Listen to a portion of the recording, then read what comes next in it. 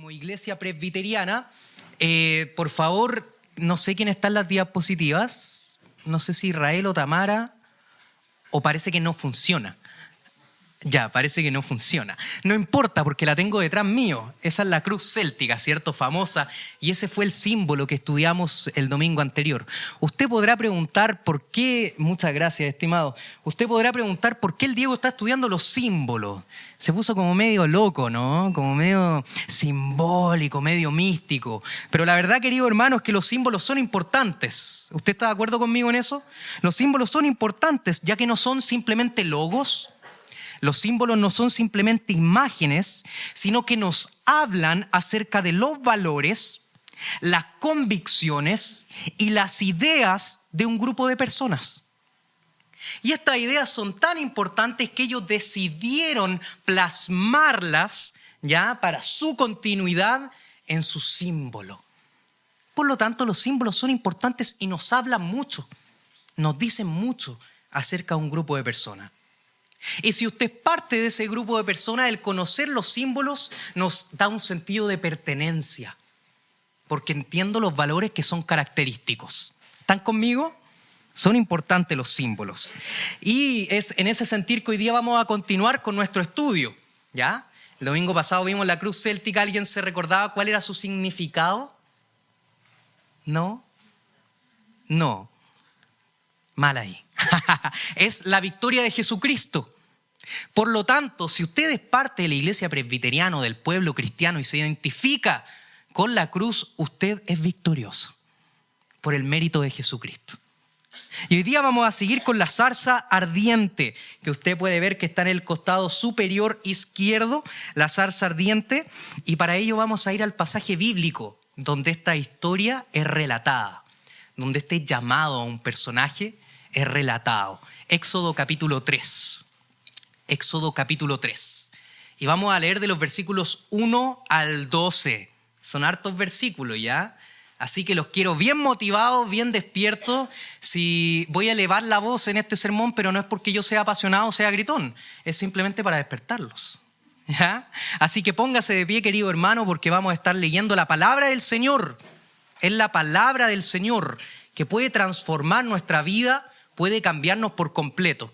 Y vamos a leer de forma alternada. Yo voy a partir con el versículo 1 y ustedes como pueblo del Señor responden al unísono con el versículo 2 y así sucesivamente. Dice lo siguiente: apacentando Moisés las ovejas de Jetro, su suegro, sacerdote de Madián, llevó a las ovejas a través del desierto y llegó hasta Horeb, monte de Dios.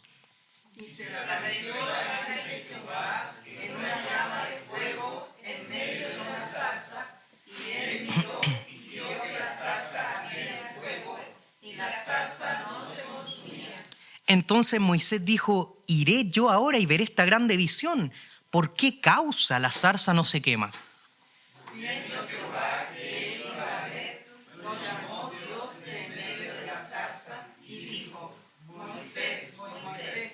Y él respondió: heme aquí. Oye, con respeto, harto fome el Moisés. Es la voz del Señor, ya. Imagínense ese momento. Moisés, Moisés. El Señor lo estaba llamando. El versículo 6 dice lo siguiente: y dijo: yo soy el Dios de tu padre, Dios de Abraham, Dios de Isaac, Dios de Jacob. Entonces Moisés cubrió su rostro porque tuvo miedo de mirar a Dios. Dijo luego Jehová: bien he visto la aflicción de mi pueblo que está en Egipto, y he oído su clamor a causa de sus sacerdotes, pues he conocido sus angustias. Y he descendido para librarlos de la mano de los egipcios y sacarlos de aquella tierra a una tierra buena y ancha, a tierra que fluye leche y miel, a los lugares del cananeo, del eteo, del amorreo, del fereceo, del heveo y del jebuseo. El clamor, pues, de los hijos de Israel ha venido delante de mí, y también he visto la opresión con que los egipcios los oprimen. Ven, por tanto, ahora, y te enviaré a Faraón, para que saques de Egipto a mi pueblo, los hijos de Israel.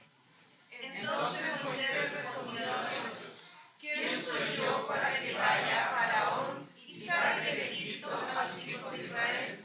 Todos juntos. Y él respondió: ve, porque yo estaré contigo, y esto te será por señal de que yo te he enviado.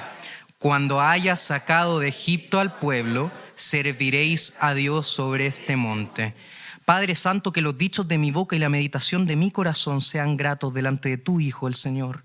Por favor, Padre, dame la claridad, Señor, en mi pensamiento y dame la espiritualidad necesaria para transmitir tu palabra con pasión y para que todos nosotros seamos respondiendo a tu llamado y diciendo, heme aquí. Padre, que tu palabra y tu Espíritu Santo sea formando en nosotros la séptima iglesia, un espíritu humilde y tierno a tu voz y una iglesia valiente que esté dispuesta a responder tu llamado donde quiera que tú nos mandes, donde quiera que tú estemos, cualquiera sea tu voluntad, que como iglesia podamos responder amén. En el nombre de Cristo Jesús oramos, amén. Puede tomar asiento, querido hermano. La zarza ardiente. El símbolo de esta zarza ha sido uno de los símbolos favoritos de la cristiandad a lo largo de los siglos. Y es justamente por eso, es justamente porque ha estado tantos años acompañando a la cristiandad, que ha tenido distintos significados. La iglesia le ha otorgado distintos significados a lo largo de los siglos. Así que vamos, para satisfacer nuestro interés a conocer algunos de los significados que se le ha otorgado a la zarza ardiente. En primer lugar, la Iglesia Católica Romana. El otro día dije Iglesia Católica sola, si una hermana casi me pega. Iglesia Católica Romana. Ellos han interpretado este símbolo de la siguiente manera. Ellos han dicho, la zarza es la Virgen María. Y el fuego que está en ella es el Espíritu Santo. Fuego que la mantiene siempre sin consumir, libre de pecado y siempre virgen.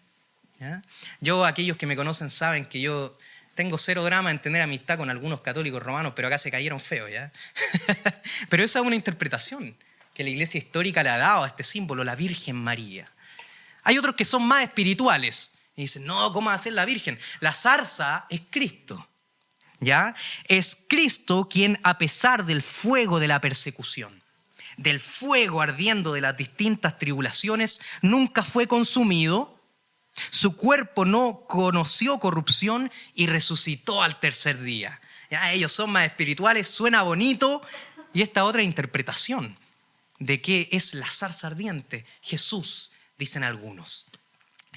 ¿Cuál es la respuesta que ha dado la iglesia reformada a la pregunta, ¿cuál es el significado del símbolo de la zarza ardiente? Y acá me voy a poner bien histórico, ¿ya? Así que a los que les gusta la historia, este es su momento de prestar atención.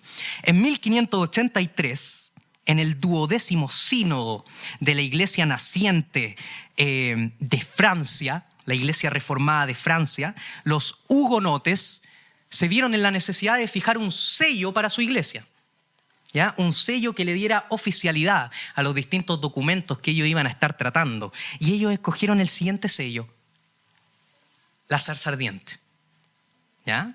Y para ellos era un poco distinto. El sello hugonote tenía escrito en medio de la zarza la palabra Yahweh o Yahvé, y tenía un arco alrededor que decía en latín fragor non consumor, yo ardo en fuego pero no me consumo.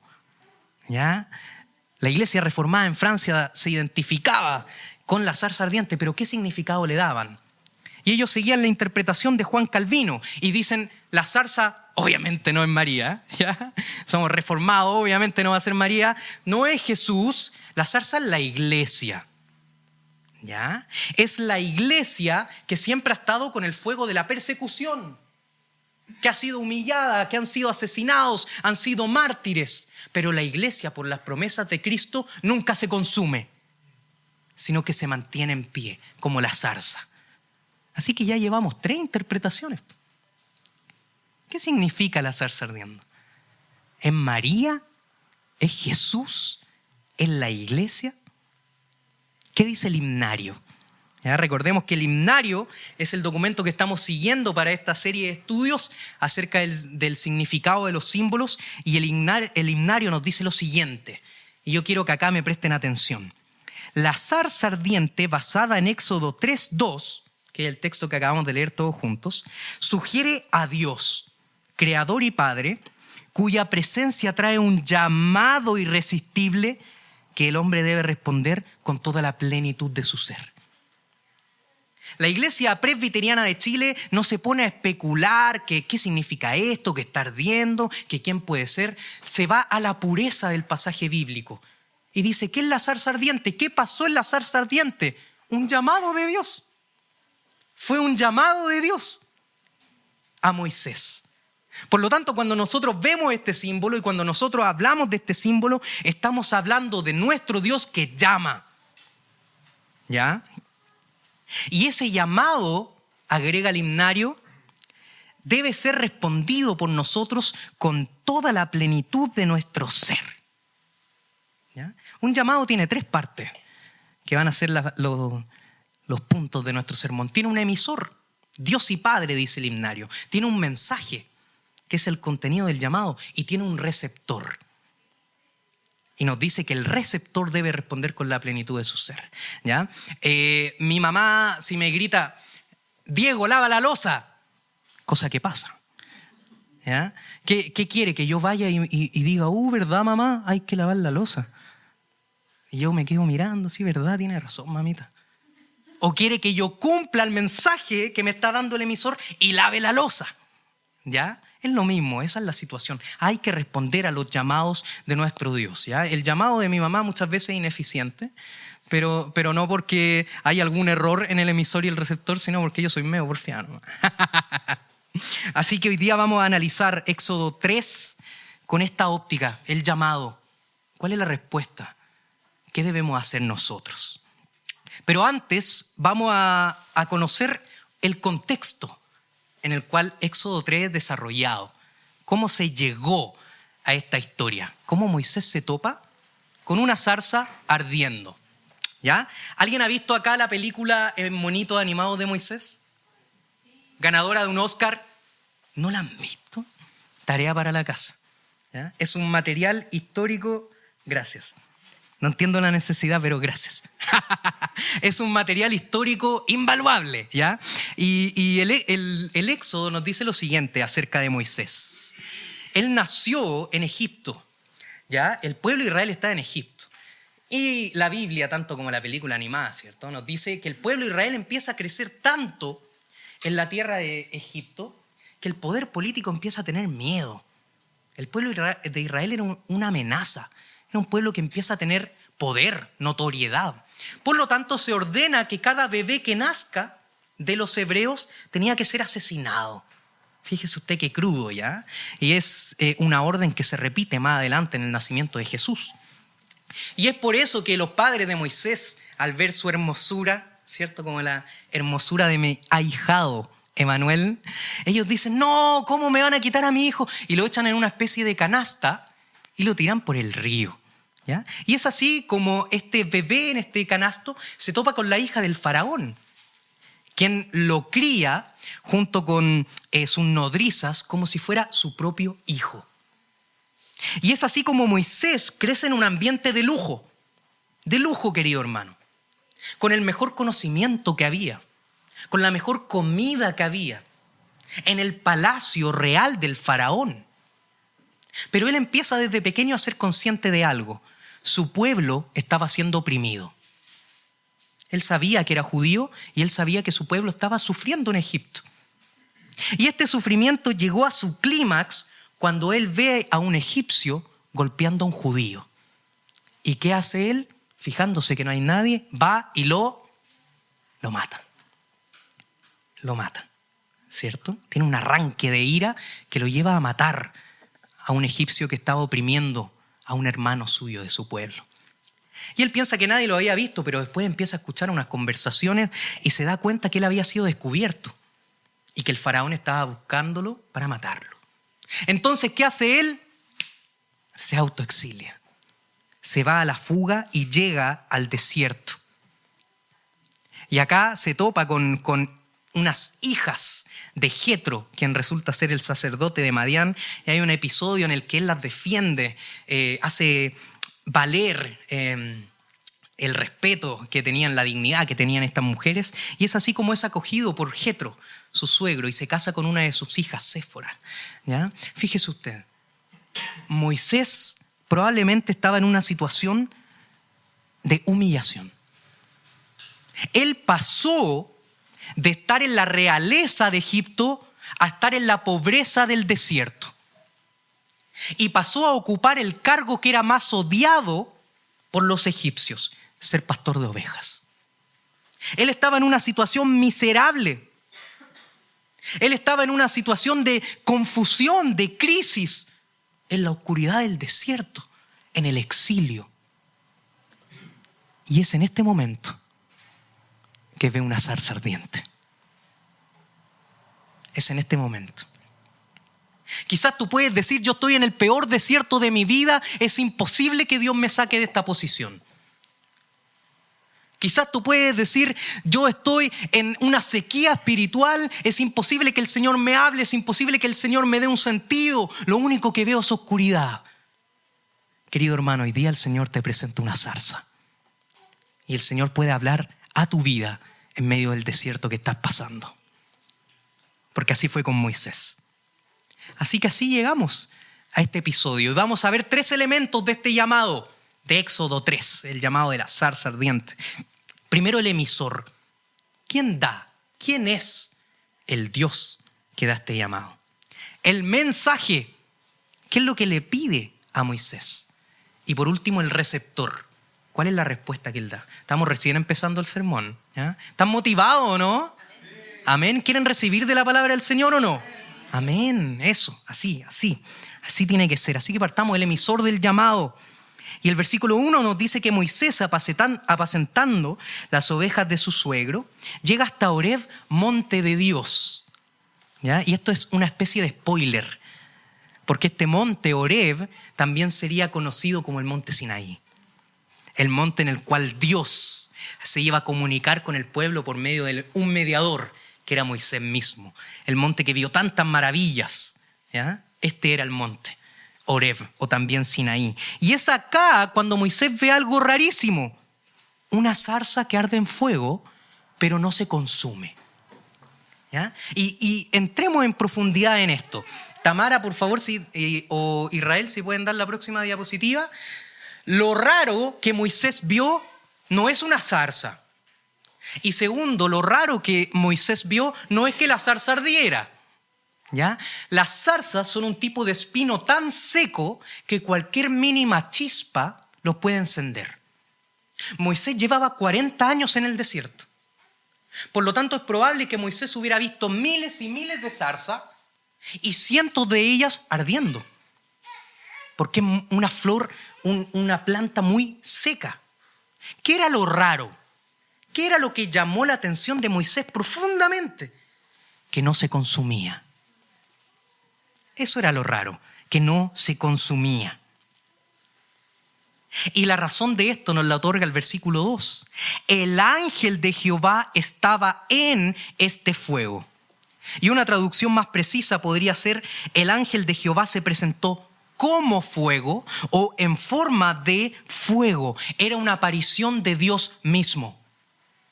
¿Ya? La zarza no es la iglesia, la zarza no es María, es Dios mismo. Es una teofanía. Y Moisés, profundamente asombrado por esto, quiere rápidamente acercarse a la zarza y ver cuál era la razón por la cual no se consumía. Moisés quería satisfacer su intelectualidad. Le causó una curiosidad intelectual y él quiere acercarse a la zarza para entender por qué no se consumía. Pero es en medio de esta precipitación que escucha la voz del Señor que lo llama. Moisés, Moisés. Y cuando Moisés responde, heme aquí, inmediatamente el Señor le impide acercarse. Versículo 5, no te acerques. Qué raro esto. El Señor siempre nos llama a venir, a buscarlo a Él, y Él nos lo echará fuera. Pero ahora el Señor le está impidiendo acercarse. ¿Por qué? ¿Cuál es la razón? Quita tu calzado, porque el lugar en que estás, tierra santa es. El emisor del llamado, querido hermano y querida hermana, es un Dios santo. Y es tan santo que cualquier espacio que él ocupe se vuelve sagrado y se tiene que entrar con reverencia, con temor y con respeto, porque él es santo. Y un símbolo de esta preparación antes de entrar a la presencia del Señor es el quitar el calzado. ¿Ya? No me voy a quitar el calzado yo porque probablemente no les gustaría el olor. Pero a modo de entender este gesto, podemos poner un símil en la actualidad, que es el gesto de quitarse el sombrero. ¿Ya? Es un símbolo de reverencia ante una autoridad, ante una persona que tiene un rango superior a nosotros. Pero hay una diferencia entre el moderno quitarse el sombrero y el antiguo quitarse el calzado. Y es lo siguiente: quitar el calzado, si bien implica reverencia, pero también limpieza y purificación. ¿Y por qué es esto? ¿Ya? Hay muchas teorías, pero probablemente una de las más aceptadas es que las sandalias eran lo más sucio que el pueblo de Israel usaba. Ponga a pensar, ellos caminaban horas y horas en el desierto. ¿Ya?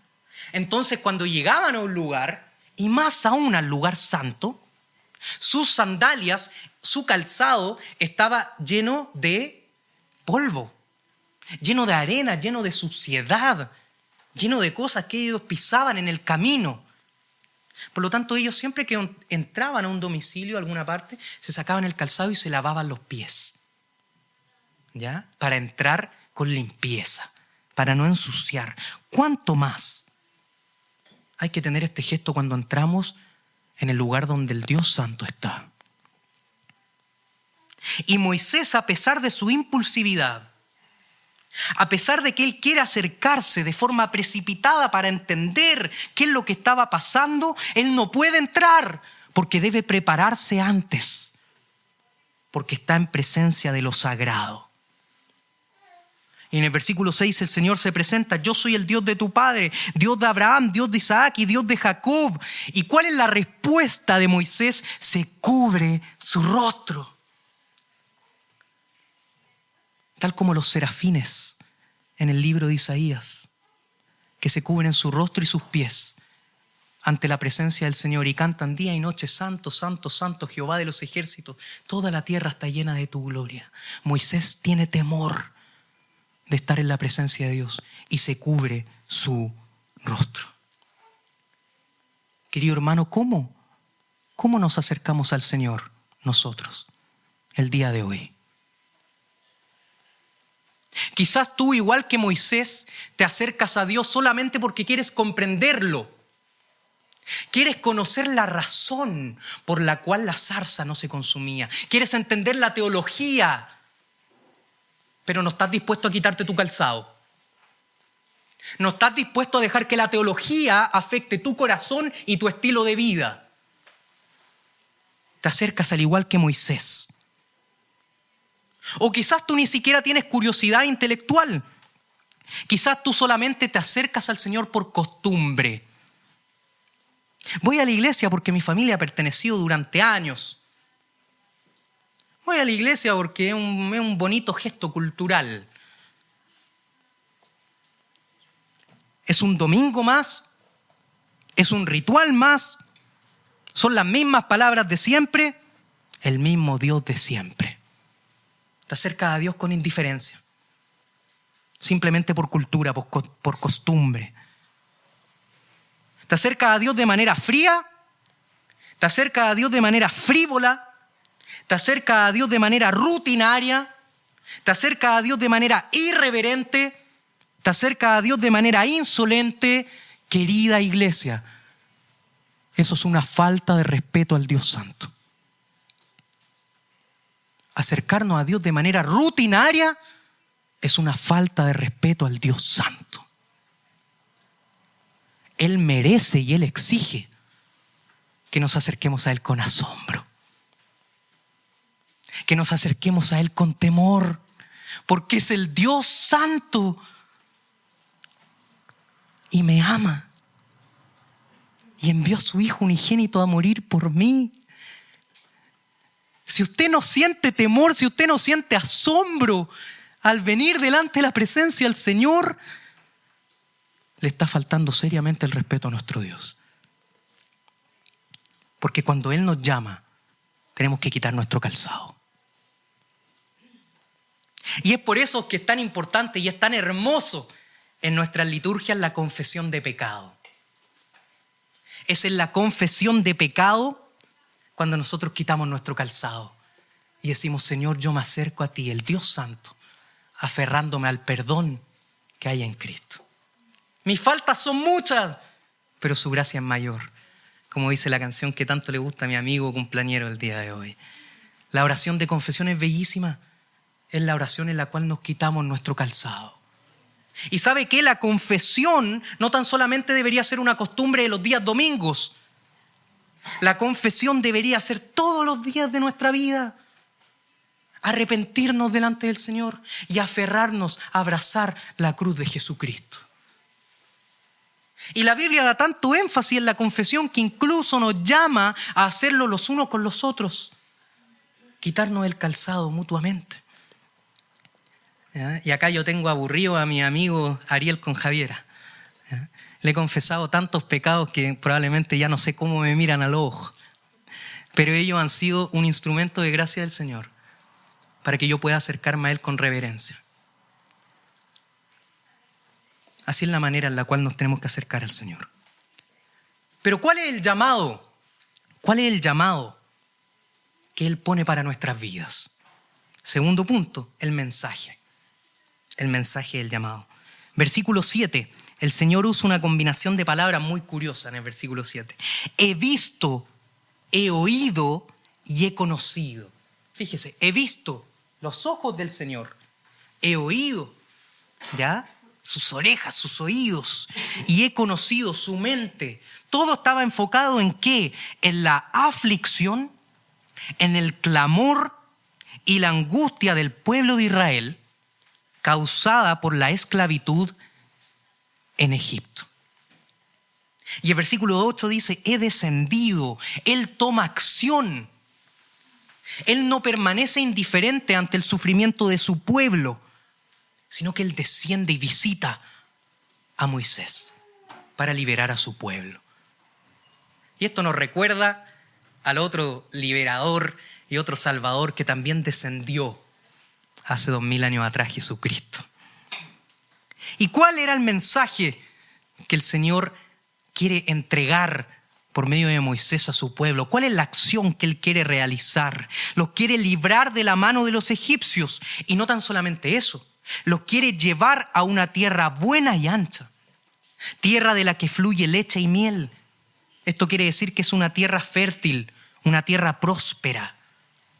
Y a pesar de que esta tierra estaba ocupada por los cananeos y por todos los pueblos que se nombra ahí, está implícito que Él les daría la victoria sobre estos pueblos. Y ellos podrían ocupar plenamente esta tierra y librarse de la opresión que estaban sufriendo duramente. Dios no permanece pasivo, queridos hermanos, cuando su pueblo sufre, sino que Él escucha el clamor de los justos y toma acción. Y los visita y los libera y los lleva a tierra donde fluye leche y miel. El príncipe de los predicadores, Charles Spurgeon, escribió una vez comentando este texto: detrás del trono opera un poder mayor que el ojo carnal no puede ver, y ese poder es el clamor de los hijos de Dios. El clamor de los hijos de Dios no pasa desapercibido delante de nuestro Señor, sino que es como un poder que lo mueve a tomar acción y a rescatar y a salvar. Y es en base a esto que el versículo 10 nos resume el llamado de Moisés. Ven, por tanto, ahora y te enviaré a Faraón para que saques de Egipto a mi pueblo, los hijos de Israel. Fíjese usted estos dos verbos. Moisés en primer lugar tenía que ir hacia Dios. Ven. Y después, una vez que ya estaba cerca del Señor, yo te enviaré. Y su misión era ser un agente en el plan de Dios para salvar a su pueblo. Y este llamado era ser un guía, un liberador y un embajador de Dios ante el faraón. Y hay muchos sentidos, querido hermano, en que nuestro llamado como iglesia hoy es similar al de Moisés. ¿Ya? Ponga la atención a mis palabras. No estoy haciendo una eisegesis, no estoy diciendo tú eres Moisés. No. Hay muchos sentidos en que su llamado es similar a nuestro llamado como iglesia el día de hoy. ¿Ya? ¿A qué me refiero? En primer lugar, el llamado de hoy de la iglesia, el llamado tuyo y el llamado mío, también empieza con la palabra ven. Antes que cualquier cosa, antes de saltar a la gran comisión, antes de hacer un proyecto como iglesia, debemos buscar al Señor primero. Ven y yo te enviaré. Querido hermano, apartados del Señor nada podemos hacer.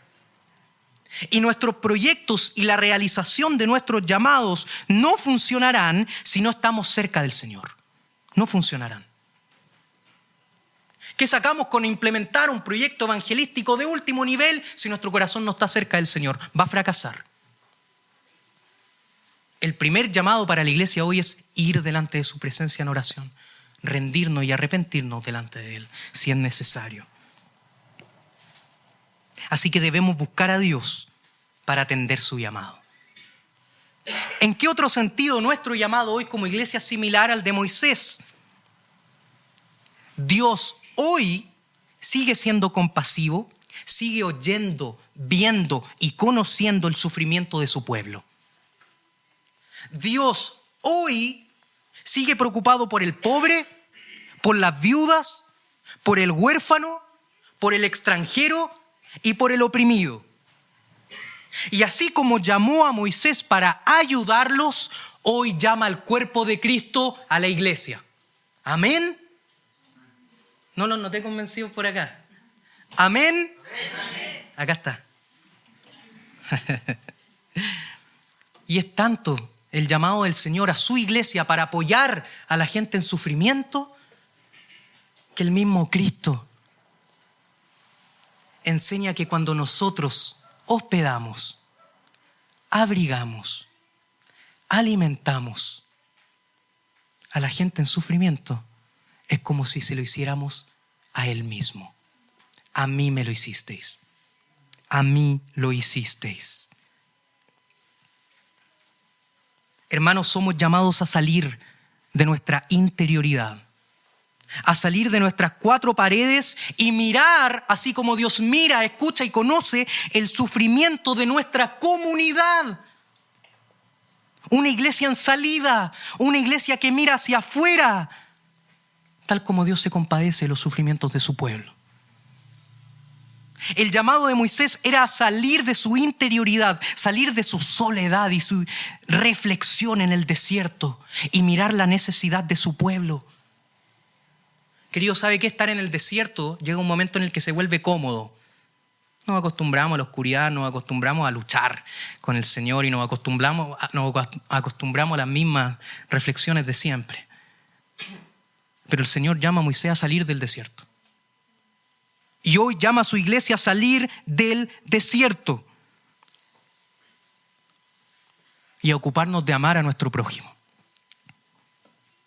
Y esto es lo que un grupo de 5 jóvenes de esta iglesia y un joven de la iglesia anglicana, qué lindo el Señor cómo pone unidad, hizo ayer en un hospital en la Florida. Y el Señor en su providencia permitió que un grupo de jóvenes estuvo para consolar a una familia que recién le habían avisado que su madre estaba en estado terminal. Ese es el llamado del Señor. Salir, consolar, estar con el pobre, la viuda, el huérfano. Y no lo digo yo. Y no tan solamente lo dice la Escritura, lo dice el lema de nuestra iglesia. Adorar a Dios, amar al otro y servir al mundo. Ahí nomás la dejo. Pero hay un último sentido en el que también nuestro llamado como iglesia es semejante. Así como Moisés era un embajador de Dios y del pueblo ante Faraón para lograr la libertad de la esclavitud, hoy nosotros, la iglesia, también somos embajadores de Cristo. Y también somos partícipes en la liberación que Dios da. Pero esta vez no de Egipto, esta vez del pecado y de la muerte. San Pablo escribe: así que somos embajadores, usted y yo somos embajadores en nombre de Cristo, como si Dios rogase por medio de nosotros. Os rogamos en nombre de Cristo, reconciliados con Dios. Somos llamados a predicar, a rogar a pecadores como embajadores de Dios que conozcan la libertad, que conozcan a Jesús. ¿Cómo logramos esta labor tan difícil? Simplemente mostrando y predicando a aquel que trae liberación, Jesús.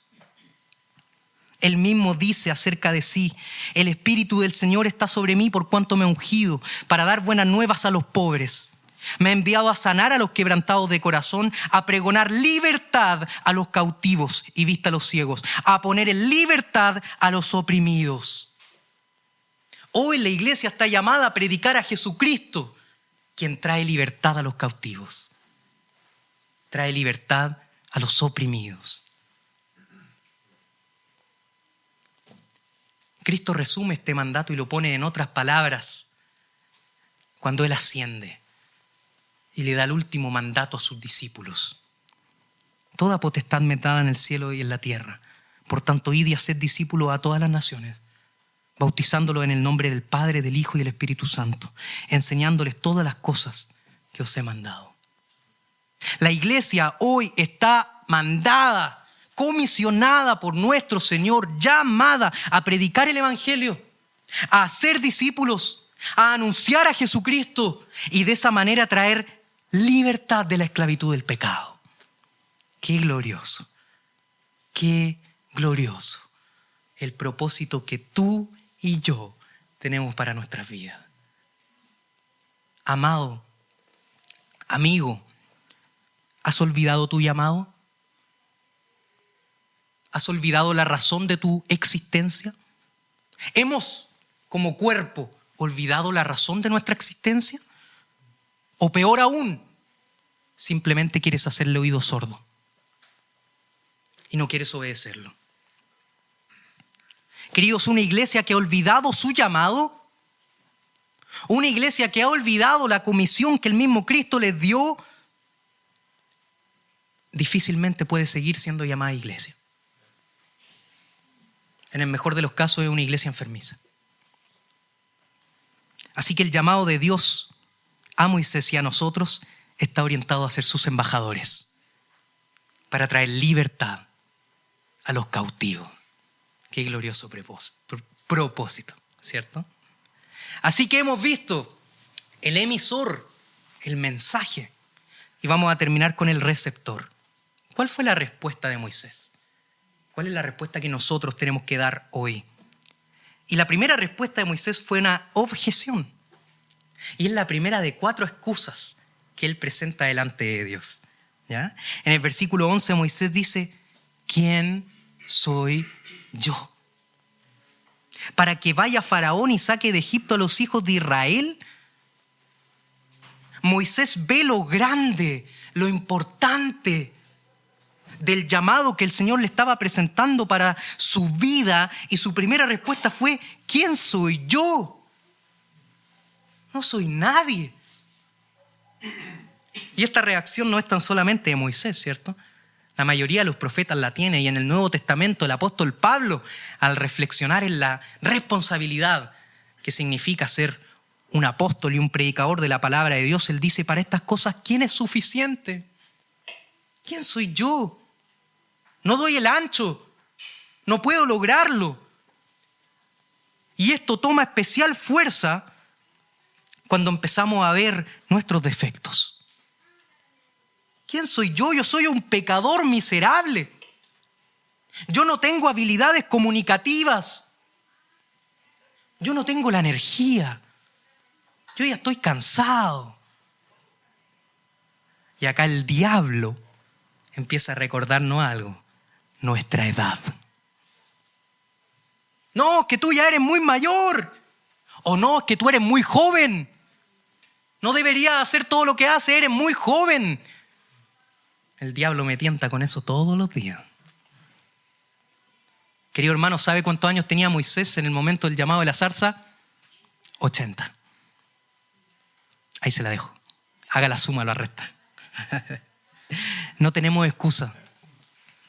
No tenemos excusa para responder al llamado del Señor.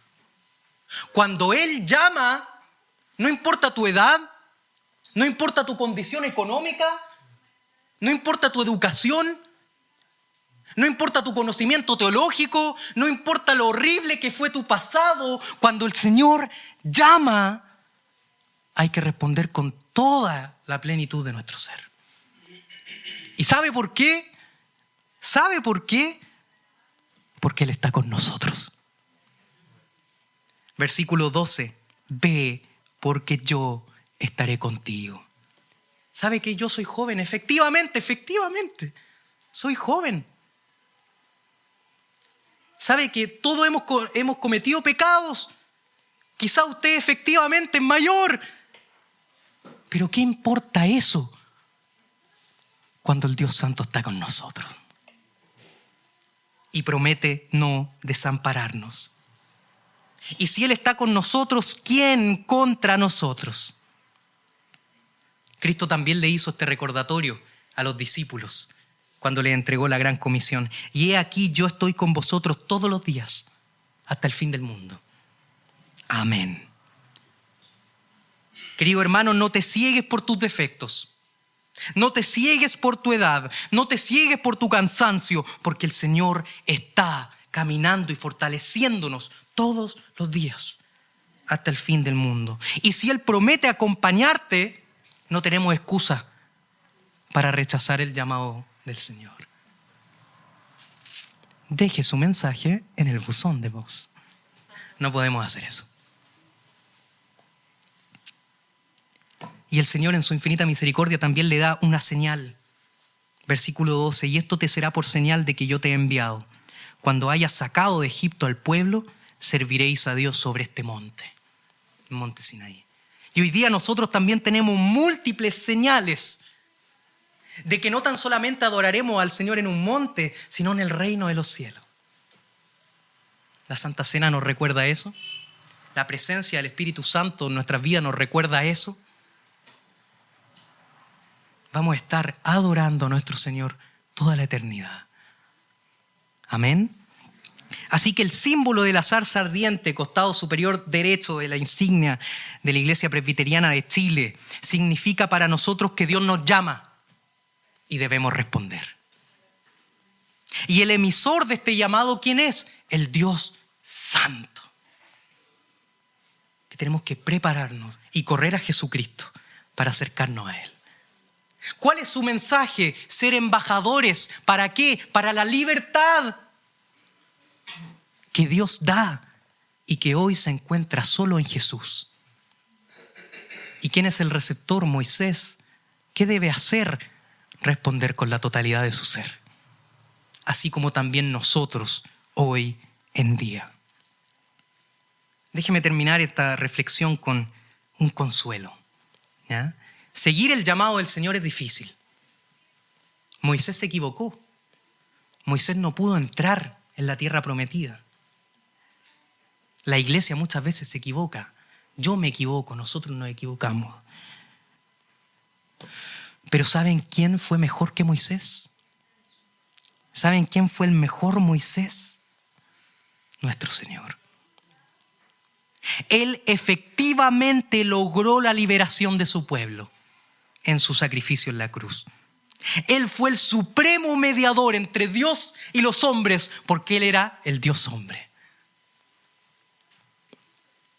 Él, a diferencia de Moisés, no cometió ningún error ni ningún pecado en su vida. Entró a la tierra prometida, porque hoy está sentado a la diestra del Padre y desde allí ha de venir a juzgar a los vivos y a los muertos. Él está con nosotros.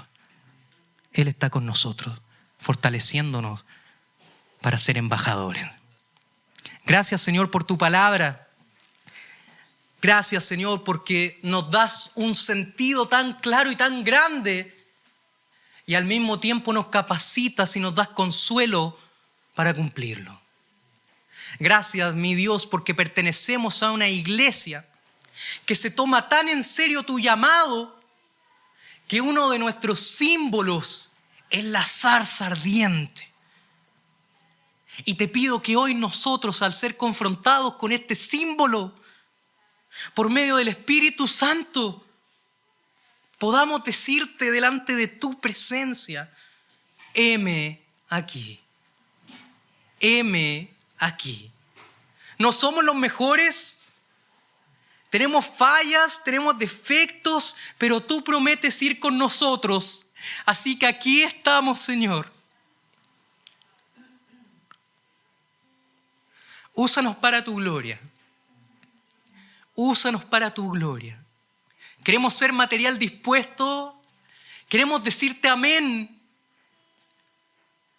Independiente de lo difícil que pueda verse, queremos decirte amén. Y te pido que tu Espíritu sea obrando en cada uno de nosotros, Padre, para responder en palabras de nuestro himnario, que de forma tan linda lo retrata, con toda la plenitud de nuestro ser. Nuestra cabeza, mi Dios, es tuya, nuestro intelecto es tuyo, nuestras manos son tuyas, nuestras bocas son tuyas, nuestros pies son tuyos. Queremos responder con la totalidad de nuestro ser.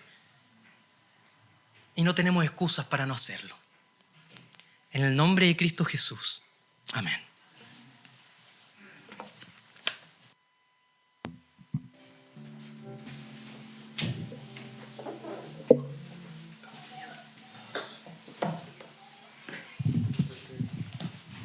Damos gracias al Señor por la vida de nuestro hermano Diego. Pedimos que Él le sea fortaleciendo y acompañando a él y a su familia. Para